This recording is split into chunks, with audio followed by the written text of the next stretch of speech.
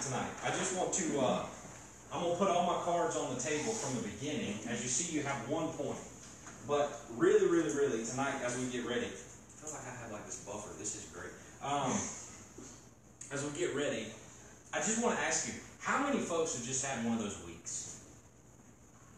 I think that's something like I think that's something we all can say, like, when school starts back for real, I know we're going to be able to answer that question, right? You're going to have one of those weeks. In the meantime, we are. And I think that's one of those things that we can all relate to, is one of those weeks. But here's the thing that I know that I can say with confidence that all of us might be able to say right now. Some of us might be saying, man, I've had one of those years, right? Like, I've had just one of those years. This has been one of those years that have just been, man, it's just been crazy, right? Some of us could even say I've had one of those seasons where it's been crazy. Like, this is a season of my life that has just been crazy. It's been a long season. It might be a 34-year season. I don't know. It might be a 10-year season, a 2-year season. But it's been a season of your life. And so as we get ready and we talk about this tonight, I want us to have this perspective because over this past week, I'm just going to be honest with you, some news came out today too, and it's important, so this is really going to timestamp this, and it's okay. But some of those weeks and seasons and years of our life, it just leaves you saying, man, it shouldn't be this way. You know, I've gotten to experience that over the past few weeks. Like, a lot of times we have death in our life, or we have just crazy seasons. We say, man, it shouldn't be this way. Now, there are some people that come in your life and they tell you in that season to have more what? Like, have more faith, right? Like, your faith needs to be stronger. Read your Bible more. Like do all these things more. Say all these things more. And, like, pray harder and do these things more, right? Like, we have those things in our life, but yet all of a sudden, sometimes those things aren't fulfilling, right? So sometimes in my life, people come to me and say, what advice do you have? Sometimes I don't have it.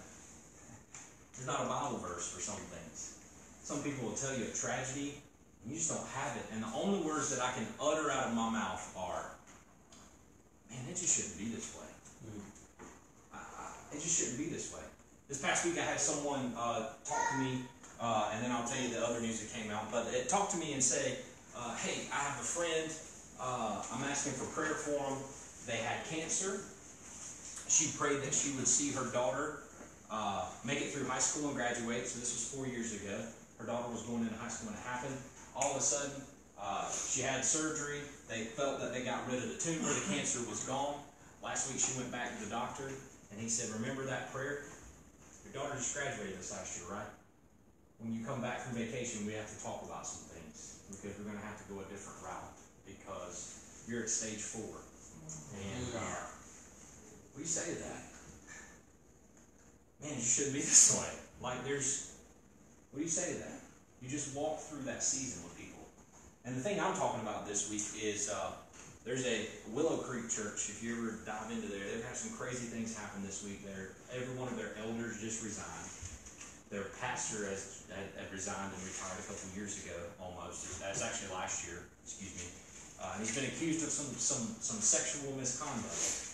Now, this was the pastor that launched the multi-campus revolution at Willow Creek. This pastor brought business principles to the church. This pastor could tell you how to disciple thousands of people.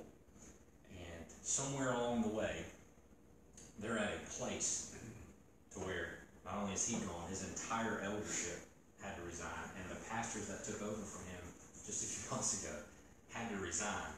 And right now they're having a leadership conference on how to build the church.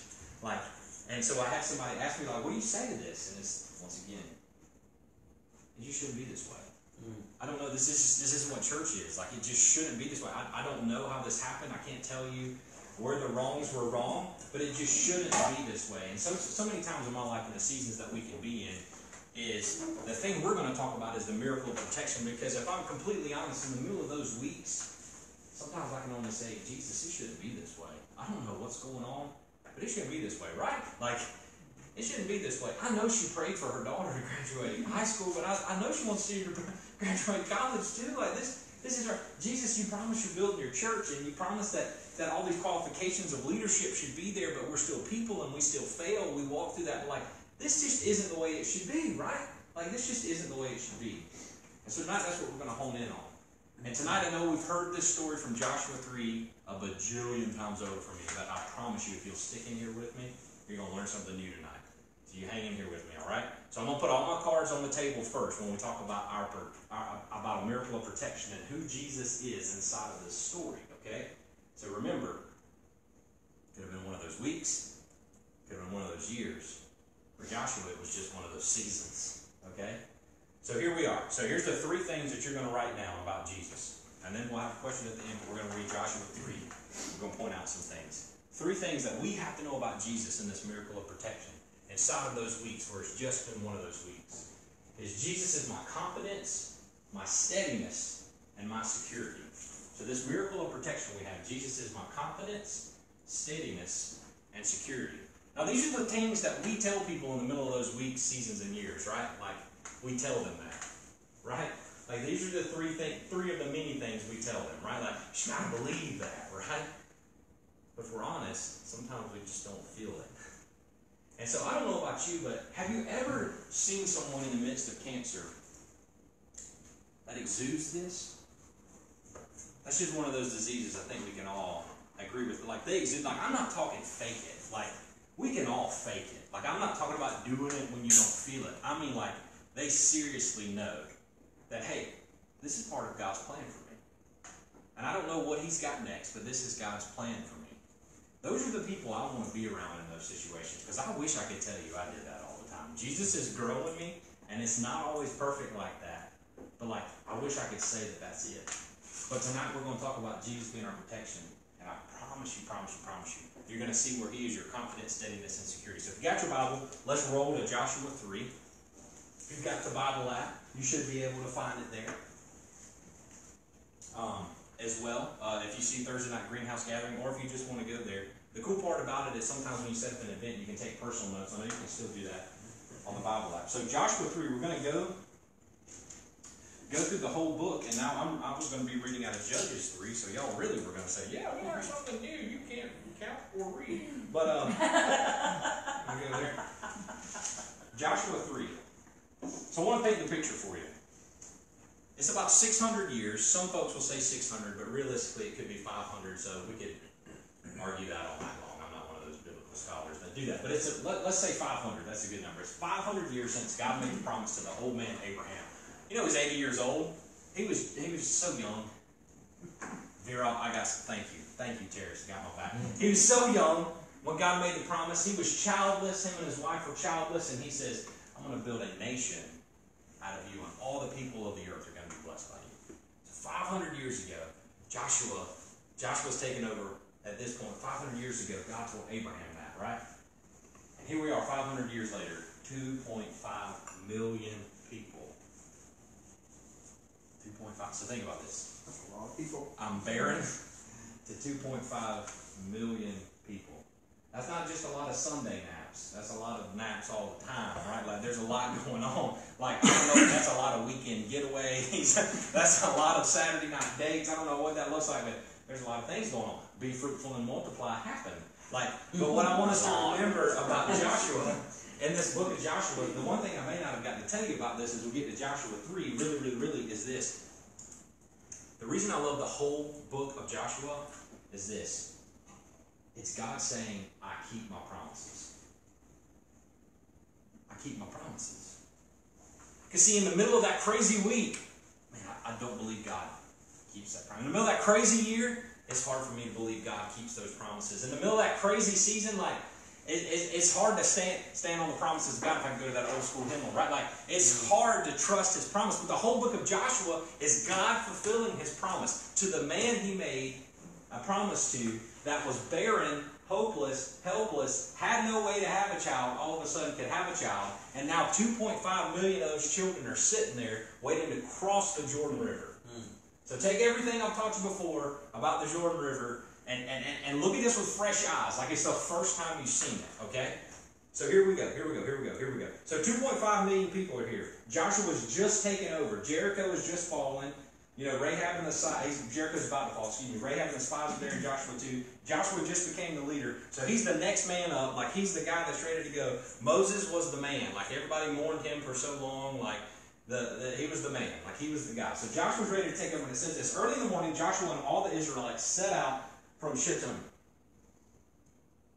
Now you know why I preach from that, right? That is what it is. Don't you be judging me. From Shittim. And sometimes we all start from there, don't we? And then sometimes as we get older, that's a good thing. We have to report that, right? Thank you, Jesus, for coffee. And he went to the Jordan River, where they camped before crossing over. So if you're taking notes, just remember this. After how many days? 3. 3 days. 3 days, the officers went throughout the camp giving orders to the people. When you see the Ark of the Covenant of the Lord your God and the Levitical priest carrying it, you are to move out from your positions and follow it. Then you will know which way to go. You got your Bible underlined here. Since you have never been this way before. But keep distance of about 2,000 cubits between you and the ark. Do not go near it. Do not go near it. So here we are in the first 4 verses. 3 days. We know what 3 days symbolize. We've walked through those things before. Giving orders to the people. They go down to the Jordan. So time out here. Just hang on a second as we hear the thunder rolling. I'm just kidding. As we hear the thunder rolling, like I wonder if I'm Joshua here. I've got 2.5 million people. The Jordan is at flood stage. At this moment in my life, if it's been a crazy week, I'm looking at God saying, you made a promise 500 years ago.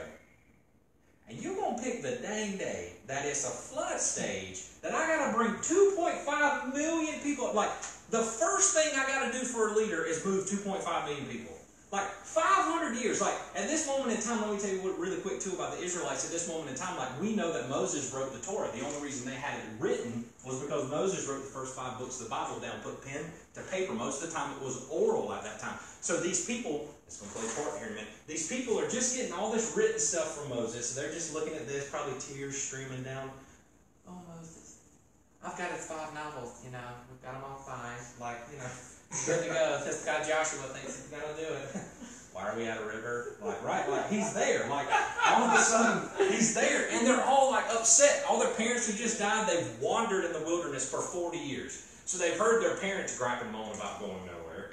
They see the promised land, they take a little bit of it, and they're at flood stage Jordan. And all of a sudden, 3 days later, they're in the camp. 3 days, the officers go about giving orders. When you see the ark of the Lord of the covenant of your God, and the Levitical priest carrying it, you are to move out from your position and follow it. So let me tell you why that's important, how this is important and how Jesus plays into that. I don't know if you know this, but that ark represented Jesus. Like obviously we can point everywhere in the Bible, but that ark represented Jesus. The wood of the ark was made by man. The gold represented God. It's going to click here in a minute, hopefully. The gold represented God. And it says this about Jesus in this ark of the covenant. When you see the ark of the covenant of the Lord your God, follow it. Then you will know which way to go, since you have never been this way before. So Jesus has already gone through what you're going through in this season. He's always gone first. Right? John 1:1. In the beginning was the Word, and the Word was with God, and the Word was God. He's already gone in the beginning. Before time was, he was there. He's already gone first. These people have Jesus with them. This ark that represents Jesus, it says, hey, if you follow him and move, you're going to experience confidence in who he is. If you'll just follow him and move. So Joshua tells the people, consecrate yourselves, for tomorrow the Lord will do amazing things among you. Only after you've seen Jesus will amazing things among you happen. Remember, this is crazy. Joshua said to the priests, take up the Ark of the Covenant and pass ahead of the people. So they took it up, went ahead of them. Nowhere that you are going right now, Jesus hasn't already gone through or already been. Like I said, just remember that. Your confidence should be in that. And the Lord said to Joshua, today I will begin to exalt you in the eye of all of Israel, so they may know that I am with you as I was with Moses. Tell the priests carrying the Ark of the Covenant, when you reach the edge of the Jordan's water, go and stand in the river. Now, I don't know about you, but God's a crazy God. He's a crazy guy. But he's a God of miracles. But he does some crazy things. Like I've been trying to dive into these water miracles. This is where this came up. So there's a lot of water miracles in the Bible. And we may talk about it one Thursday series. We may figure that out, one greenhouse series. But like to this point, the people have heard about one miracle of water, right? Actually, two. They've heard about the flood, because they just read about it with Noah. And then they heard their parents talk about the Red Sea. And like I'm thinking about Joshua, and I'm thinking about like the Red Sea, what does it say that happened to the water? It walled up, right? Like it walled up on both sides. Because it says like, I don't know, like if you ever saw the Prince of Egypt, you saw like Shamu swimming in the thing or whatever. Like I don't know if you ever saw that, but like, isn't that something that happened? Like you could see the fishies, right? Like it was almost like we were in Bora Bora, right? Like you could see it up there. I'm just saying, highlight your boy. I sunburn easy, but we'll figure it out. Like in Bora Bora, like, you know, the walls were up, and like the waters were up, and the walls were up, and the people walked on what? Dry ground, right? Dry ground, right? So like if I'm Joshua, I'm thinking, yeah, my confidence is in God. Like the Ark of the Covenant's going to go, and what's going to happen is this wall, there's going to be walls of water go up, and God's just going to do what he does. But, you know, what I love about Jesus and what I love about God is he likes to mix it up, don't he? Like you look at the water miracles, like he made man have a way because he flooded the earth the whole time, so he drowned them all. And he wiped the slate clean. Then he made a passage for them all with the walls going up, and now they're going to this flood stage. Jordan, so I can imagine at this point, if I'm Joshua, I'm probably confident that Jesus is who he says he is. But what does it always say in Joshua 1 that he reminds them all the way through? Be strong and courageous, right? Like I'm with you always, like right, like all this thing. And I'm thinking he's probably thinking, all right, like when the priests come out, the walls are going to go up. It's going to be great. But he can't tell the people this, because if he does and he's wrong, some crazy stuff's going to happen, because he's the leader. Like, you know, Moses is probably standing up there watching him. Like, he's in heaven, and God's like, Mo, this is why I had to take you out, because these people would revolt. Like, they would be crazy, right? Like, listen, Mo, this would be nuts. This would be nuts. And Aaron's over there, hopefully not messing with a golden calf or whatever. We'll walk down that one another day. But Aaron's all over the place talking, because he was the mouthpiece, that's for sure. Like, he's talking and he's going crazy. And God's like, hey, this is why I had to take y'all out. Because these people, Joshua would be drowning right now. Like, Joshua's going to be gone, right? So here we go. He continues. He's got them there. And all of a sudden, he tells the priests who carry the Ark of the Covenant, when you reach the edge of the Jordan's waters, go stand in the river. By the way, really quick, where was Jesus baptized? The waters of the Jordan River. He's never gone somewhere before. Anything you're walking through, he's already been there before. He gets baptized in the Jordan. Think about, this is my son in whom I'm well pleased. He's already been the ark. He's already made his way across that river. He's already God's promise. He's already stepped into it. So that season you're in, oh my goodness, God promises, I'll never leave you. I will never forsake you, right? Like he is there with those people. Your confidence should be there. He should be your steadiness. If I spelled that right, it is what it is. Don't Google check me, whatever. That steadiness. All of a sudden, like he's there. All right, I got to listen better. It's good. Okay, Joshua said this to the Israelites, come here and listen to the word of the Lord your God. This is how you will know that the living God is among you, and that he will certainly drive out before you the Canaanites, the Hittites, the Hivites, the Perizzites, the Girgashites, the Amorites, and the Jebusites. That's a lot of ites, y'all. See, the Ark of the Covenant of the Lord of all the earth, Ark of the Covenant of the Lord of all the earth, will go to the Jordan ahead of you. Now then choose 12 men from the tribes of Israel, one from each tribe. How many disciples did Jesus choose? 12. Okay, hanging in here with me. 12. And as soon as the priests will carry the Ark of the God, the Lord of all the earth, set foot in the Jordan, the waters flowing downstream will be cut off and stand up in a heap. I don't see walls. I see stand up in a heap. Now, if you got a heap of something, it's good. Now, if you got a mess of something, it might be good. But a heap's going to be a good thing, right? Like a heap. So I'm thinking about Josh. He's probably like looking in his Webster's dictionary. A heap. Okay, a heap. What? That? It doesn't say wall. Like, it doesn't say wall. Like if I'm Josh, I'm freaking out. Like, this is all these people have ever heard. This guy moves in a wall. He's a wall. Like he's a wall. A heap? Okay, all of a sudden. So when the people broke camp across the Jordan, the priests carrying the Ark of the Covenant went ahead of them. Once again, if I'm Joshua, I'm freaking out. Because the Jordan is at flood stage all during the harvest. Jesus, you couldn't have picked like another sickness. Come on, like, this is crazy. Yet as soon as the priests who carried the ark reached the Jordan and their feet touched the water's edge. So let me be honest with you. It's kind of like the first time you go to a lake and you're just not sure because you saw something floating out there. like when they touch the water's edge, probably just like, if I'm a priest, like I'm just probably, yep, did it. God didn't move. Y'all got to figure it out. We hanging out here for a while. Joshua, you suck. You ain't a good leader. Like I did. Right? Like, my toe is dipped in the water. Like I've probably got I'm just barely reaching in. I'm just touching just a little bit. Like I'm just, yep, we did it. We're good. We're good. Yep. Got that checked off. Figure something else out. Yeah, exactly. Y'all better build a bridge. Y'all better call the army. Y'all better figure this out. Y'all in the Lord's army. Y'all better start building. Something's gonna happen.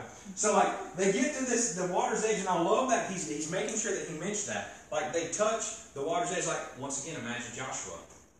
They didn't have all these priests beforehand. Like the first thing he tells these priests, y'all go first. I mean, you won't be that priest. Yeah. And flood stage, carrying the heavy ark, by the way. But what do you mean you can't swim? No. Listen. Take one for the team, man. You and all. Listen, I tell you what. Go pick 12 people to go with you, and they can go too. But your boys gonna be back here. I'm gonna be encouraging the people. I'm gonna be firing them up. But imagine being this at this moment in time. Would you say that's a rough season? Mm-hmm. I would tell you, I would be ready to punch a wall or something like the Kool-Aid Man and try to break through. Like this is crazy. Like if I'm Joshua, that's where it is, and that's kind of where we are in our season. But hang in here with me. It's gonna make sense here in a minute. The water stopped. The water from upstream stopped flowing. It piled up once again. Where did it say? What did it say was going to happen? It would stand up in a heap, and it piled up in a what? A heap. How far away? A great distance. Now, what was the name of the town that called that it stopped? Adam. Who? Adam. So wait, you're telling me Jesus was there in the beginning, and when Jesus went across that river, the water stopped at Adam. So you're telling me that's cool. So he was there in the beginning. It stopped at Adam. But what's that next sentence say? What's the next thing? In the vicinity of Zarethan, while the water was flowing down from the Sea of Arabah, what is the name of that sea? The Dead Sea. The Dead Sea. So time out. The Ark of the Covenant cut off death at Adam and made a way for all of us to walk through whatever season we walk through. So you're telling me that Jesus was there from the beginning and God made a way from Adam on. This city called Adam, that is where the water stopped flowing. The season that we were in, the wilderness, the wandering that we've ever been in, at Adam, it actually stopped. But we know that that's where we can see sin take place. But God made a way through Jesus. And what happens to the Dead Sea? You float, right? Mm-hmm. You can't die is what they say. You can't sin. So death stopped at Adam. How crazy is that? How crazy is the season that we're in? The river stopped at Adam. The overwhelming circumstance stopped at Adam. The guilt and shame from your sin stopped at Adam because Jesus entered in the picture from the beginning. That's crazy to me. And how many days were they camping that this happened? 3? Mm-hmm. And this was the river where Jesus started his ministry because he was baptized before he started. Connect the dots and think that God isn't with you. That God is not your confidence, your steadiness, and your security. It stopped. That is the Dead Sea, and it was completely cut off. So the people crossed over opposite of Jericho. We know what happens at Jericho next. The priest who carried the Ark of the Covenant of the Lord stopped where? In the middle. So you mean Jesus meets you in the middle of your circumstance. He meets you in the middle of your storms, and he's already gone before you, and he's standing there waiting for you to cross to the other side. No matter what that week that you've gone through, that season you've gone through, that year that you've gone through, he is your protection. He's already gone first because he's trying to show you a way that you've never gone before, a way that you can only trust him to walk through. And in the middle of that flood stage Jordan, he's sitting there waiting on you. He's sitting there waiting on you. The priest who carried the Ark of the Covenant of the Lord stopped in the middle of the Jordan and stood on dry ground. So I wonder, when those Levites put their toe in the water, what it felt like. You ever had lake water or river water? You go in my yard right now and probably feel it. Is it dry ground out there in the middle of a flood? Probably real mushy. Like I can think moving 2.5 million people over muddy water, muddy ground would probably still be rough. But when Jesus entered in the picture, it wasn't muddy. It was dry. He made the way easier to cross. By the cross, he made the way easier. And it says that the overflow, the river stopped a great distance away. I'm going to go old school pastor on you. How far away is your sins? As far as the east is from the west. See, he made a way. Made a way. Yet sometimes in the middle of the season, we forget that God keeps his promise. 500 years later, 2,000+ years later, here we are. Here we are. Stood on dry ground while all Israel passed by, and the whole nation had completed crossing on dry ground. So tonight, I just want to ask you, is Jesus your confidence, your steadiness, and your security, even in the tough times? Because we've shown a few ways, like, think of the picture again, 2.5 million people. The ark represents Christ. He's gone before us, and because he went before us, he made the way easy to pass over from our wandering, our wilderness, and our sin to a land that God promised. So, from hell to heaven, from misery to promise and blessing, flowing with milk and honey. Yet in the middle of that season, I don't know about you, but I want to run back across that Jordan, don't you? Mm-hmm. And see, the reason that it was a flood stage when he did it is so that they would know they could never cross back over once they experienced him. Yet in the middle of that week, in the middle of that month, in the middle of that season, I could say, man, it just shouldn't be this way. But I know what he brought me from. I know what he brought you from. And I know no matter what season you walk in, whatever overwhelming circumstance, whatever flood stage of your life, he's already gone before you and done. He's right there waiting for you in the middle of it all. And if you'll meet him there, you'll cross over on dry ground. So the thing for me and the thing for you tonight is I wonder if maybe there are some areas in our life that we feel flooded. I don't know about you, but I feel overwhelmed with some things in life sometimes. Really, right now. We all do, right? We're all in that week. We're all in that season. But do we remember that Jesus has already done it? Willow, going through this as a church, Jesus has already gone before that church. He already knows the plan. He already knows how they're going to make it through it. This person that's going through stage 4 cancer, he already knows. He already knows. He's already got a plan, and he's going to walk with her through it, and he's going to walk with that family through it. The difference is the people that have experienced him will walk through on dry ground. The people that are stuck wandering in the wilderness will waste their life talking about how flooded the Jordan is and missing out on Jesus in the middle of it. Mm-hmm. And so us, like, that's what we carry, guys. The protection the world is looking for. It isn't a NATO agreement. It isn't a UN agreement. It isn't a trade war. The protection that we have is Christ and Christ alone. And he's all throughout the Bible. We just showed you, hopefully you saw something new inside of the story of Joshua 3, of Jesus literally entering the picture. Entering the picture. And he continues it on when he completes his ministry, like when he comes here and he makes a way. The question is why? Why can't we believe that he keeps his promise? Why can't I believe he keeps his promise? If he can stop up a Jordan River from Adam that flowed from death, and he gave me life, what else can this world throw at me? Who else can stop me? No one can, as long as I'm with him and I'm in his will. Because he's carrying me a way that I've never gone before. He's carrying you a way that you've never gone before. And the only way that we can follow him is if we let him lead. And so I wonder, in the middle of those crazy weeks, seasons, and years, is it because we're trying to lead, or we're trusting him to lead us? Mm-hmm. Where I can get stuck is I'm just like, all right, Jesus, I got this. I know what you did at the Red Sea, so I already know how this is going to work. So here's what's going to happen. Get your cameras ready, everybody. It's going to be selfie time, me and Shamu. We got it. Like, we're going to get ready. Like, the SEALs are going to get ready. Like, I'm getting ready. The 2.5 million people, like, I'm pretty sure they're going to be on dry ground, but I'm figuring out, like, I'm placing the photo shoot in the photo booth spots, right? Like, I know where I'm going to set it up. All of a sudden, God's like, no, I got something new for you. Fresh and new. Something I want to show you. Yeah, I kept my promise to Abraham. I kept my promise to Adam. And from Genesis to Revelation, I've always kept my promises. Mm-hmm. And I've always made a way. And the way was always going to be my son. And my son was always going to go first. Colossians 1:13 tells us he's the firstborn among the dead. Firstborn among the dead.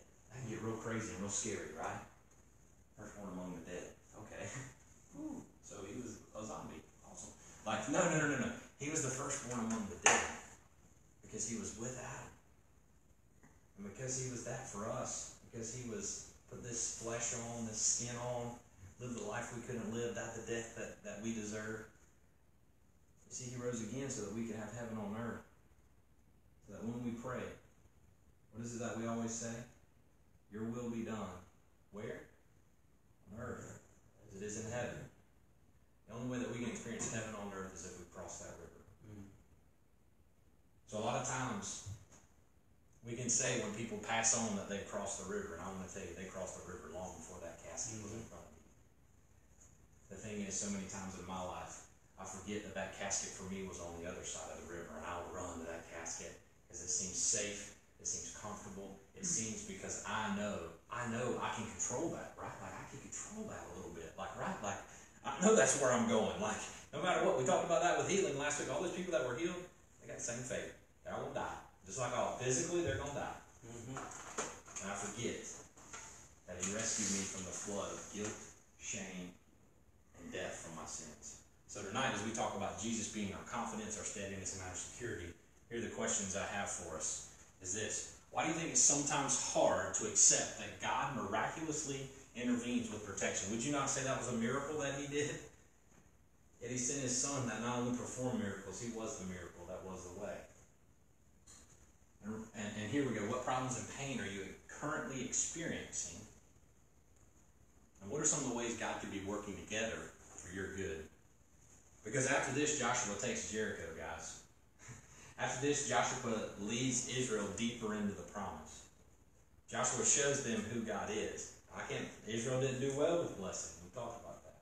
But in the end, when Jesus is involved, he's always brought us to a place that steps deeper into God's promise if we just follow it. Even in the storm. Even in the flood stage, Jordan.